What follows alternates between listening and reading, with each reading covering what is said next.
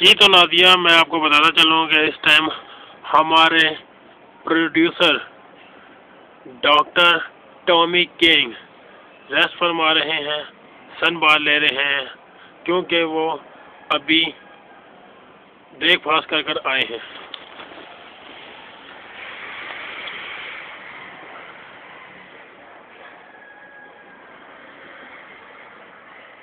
ये देखें, छुप छुप के देख रहे हैं हमें।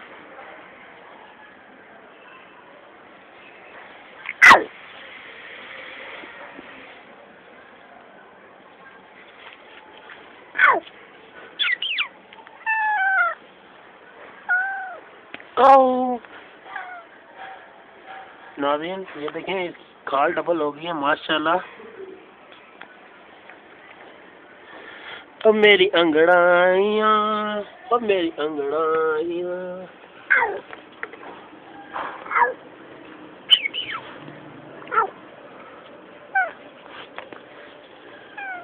और ओके बाय।